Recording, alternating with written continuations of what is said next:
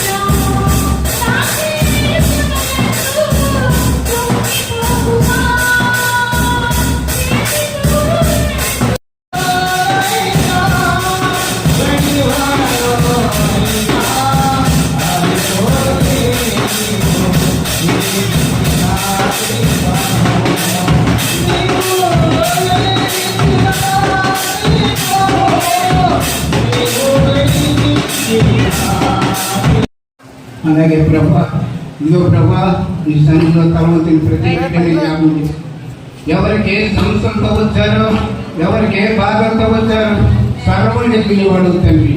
నీకు సాధ్యమే కానీ అసాధ్యమైనది నీకు ప్రభా. నీకే వందనాలు, స్తుతులు, స్తోత్రాలయ్యా. నీ ధైర్యం నిశ్చయంగా దావీదన్నట్లుగా ప్రభా నీ మాట స్వచ్ఛమైనది, నీ మాట మమ్మలను ఏం చేస్తుందట బ్రతికిస్తుంది. ఇశ్రాయేలు దేవుడు చెప్తున్నాడు, మీ జీవితాల్లో మీరు ఏమి నేర్చుకోవాలంటే ఆరంభంగా దాకా యెహోవా సెలవిచ్చిన ప్రతి మార్గంలో మీ జీవితాలు బ్రతుకుతాయి. వీటిని మీకు తెలియచేయడానికి ఆయన నిన్ను అణచి నీకు ఏం చేస్తున్నట ఆకలి కలిగించేస్తాడు. చూడండి, చాలా మంది ఉపవాసం ఉన్నప్పుడు రోజంతా ఉపవాసం ఉంటారు, ఆకలి. ఎందుకంటే ఆ ఉపవాసంతో ప్రార్థన చేసే వారి జీవితాల్లో ఆకలి.